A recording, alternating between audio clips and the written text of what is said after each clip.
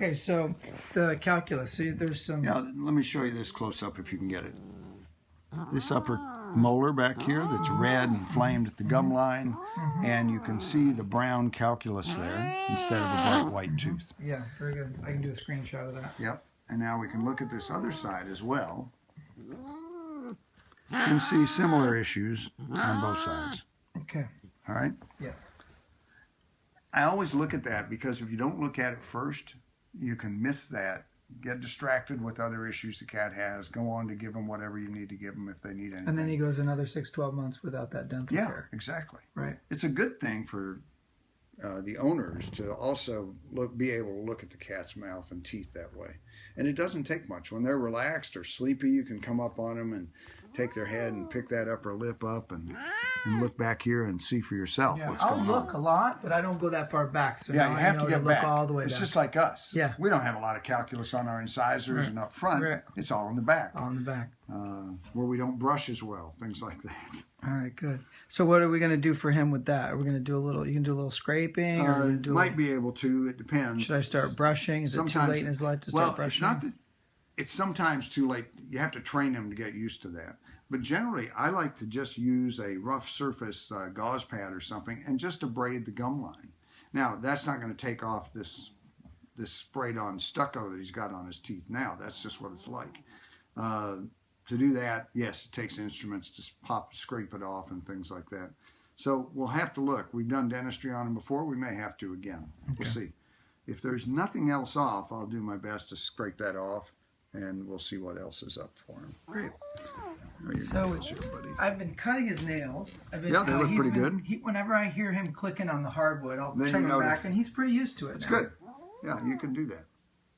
And you want to watch to get this thumbnail up here. That one always.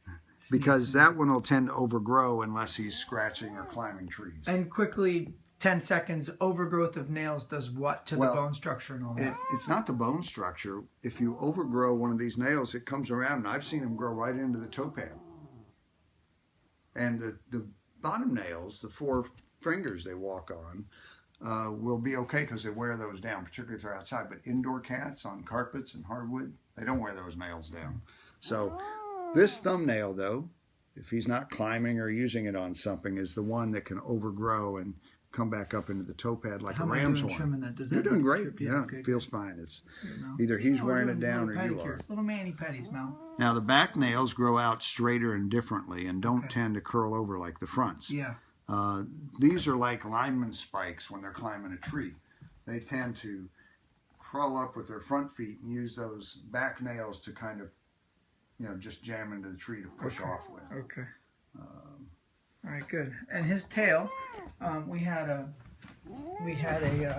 little bend in his tail last time he was here. We haven't had any issues since. I think he caught it in a door or something, but yeah. Yep. And the tail's an extension of their spine, their vertebrae? Exactly. The vertebrae, the coccygeal vertebrae, as it's called. Our coccyx, our tailbone, is what this is. And it's all the way out. And the vertebrae are very long and narrow, obviously, in the tail. And then they taper off. Good. Great. You're doing well, Mel. He is doing very well. Now what I'm doing is I'm feeling this quadricep muscle, this upper muscle on the leg, and he was okay until I squeezed it a little bit and it's tense. He's had a little bit of a hitch in his step from time to Yeah, time. Is that from starting to jump off these slick surfaces and things? It could be from that because when they jump off a slick surface, they'll hyperextend. Yeah. And when they do that, then they can stress the lumbar muscles and nerves. The nerves for this back leg come off here in the mid to low part of the back and come down this way. So if that's tense, that tells me there's a little nerve problem off the vertebrae, just like we have. If you've got some pain in your leg, it's probably not in the leg directly, it's coming off your lumbar spine. So how do I rectify these floors and these slick surfaces? And he'll come up off this couch a lot and jump down by the doorway. What's the best way to help him? If he's jumping up or down a lot in one place, I like to recommend putting a mat on the floor, like you'd use a rubber back mat that doesn't slide, like you use in the kitchen or bathroom, stuff like that. Okay. And they've got some great ones at some of these stores like Bed Bath & Beyond. Okay. Real thin. You put them down, they look nice. That's what I use in my front doors and stuff. Great. My cat, generally younger cats don't have that problem, but as they get older, the pads get a little rougher or drier. Although his feel pretty good, and then they might slip and slide a little bit more. Okay. Good. I'll get you some mats, Purring Melvin. a little bit.